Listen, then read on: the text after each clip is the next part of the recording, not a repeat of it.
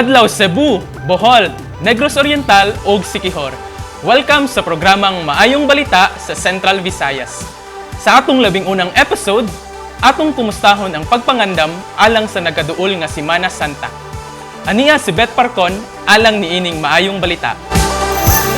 So, maabot nga Semana Santa karong Abril 11 hangtod 17, gipadayag sa Archdiocese of Cebu ang kaimportante sa pagsaulog niini. Holy Week, it reminds us the passion, death, and resurrection of our Lord. And Holy Week starts sa Palm Sunday. No? Maog yun na siya permirong adlaw na to. It signals na nagsugod na ang Semana Santa, the entrance of Jesus to Jerusalem. Our focus for this Holy Week 2022 is being directed ni ining maong synodality nga gitawag og journeying together. Nang hinaot ako no isip pare nakitang tanan unta we celebrate religiously the Holy Week, ato ang tang pamalandungan, balik ang kasakit, kamatayon o pagkabanhaw sa atong Ginoo. Karon nga abli na usab ang turismo dinhi sa Cebu, ang Department of Tourism naglaom nga daghang mga lokal nga turista ang mosulod sa probinsya. Paambit usab sa ahensya ang mga tourist destinations alang sa mga tawo nga gustong mobakasyon. The DOT7 o ang Archdiocese, we have this partnership already, no? Well, we are still getting reports, but some friends of mine, even my family, no, are trying to book rooms, no, for the Holy Week. And some hotels, I don't know if you will believe me, there are no rooms left. Have fun, but still, observe the minimum health standards. Cebu is ready for you.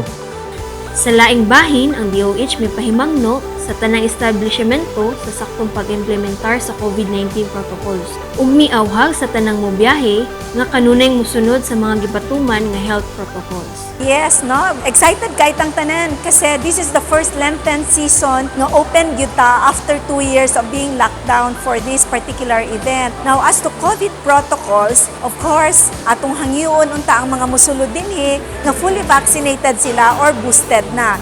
Isa na siya. Although that will not be a major requirement kay ang uban musulod naman gyud na sila, but we do encourage everyone nga fully vaccinated and boosted. Ikaduha, importante ang face mask. Init kay ang panahon. So in all probability, dili ka ganahan mag face mask, but please wear that unless nga walay tawo nga kauban ka, open space ang imong adtuan, no? So pwede ra kayo na kay ventilation is vital and essential. Kung lain nimong paminaw, you're not feeling well, stay at home.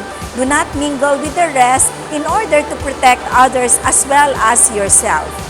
Samtang ang Cebu Police Provincial Office nihan-ay nausab sa ilang hugot nga pagpangandam alang sa hapsay ug malinawon nga kasaulugan sa Semana Santa dinhi sa Cebu. There are other events leading to the Holy Week, yung April Holy Week natin, no? The last event, the April 14 Holy Week, is a recurring event. So meron na po kami dyan na security plan. We just have to refine it, modify it. As you said, we are in the pandemic era and kailangan lang namin i-adjust in terms of the implementation of still existing IATF protocols. When it comes to the expected influx of visitors to the province of Cebu, of course, if we compare it to the last 2 years, yung 2020, 2021, for sure, there will be larger group of people coming into the province this time. And by virtue of the Executive Order number 12 of the Honorable Governor, Governor Gwendolyn F. Garcia of the province of Cebu, she has already opened up to all tourism activities in the province. I cannot give you any specific figure, no, definite figure, wala yan. Pero sa tingin ko kung anong na-experience natin, no, people now are more excited to go out and see the outside world again.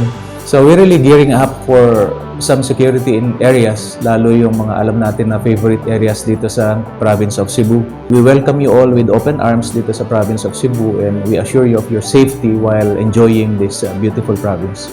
Beth Parcon alang sa Maayong Balita sa Central Visayas. Ug dinhi natapos ang atong programa, Maayong Balita sa Central Visayas.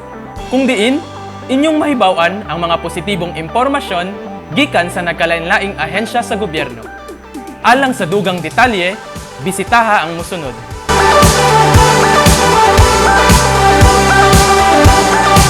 Kini si Rob Cabardo, Philippine Information Agency, Central Visayas.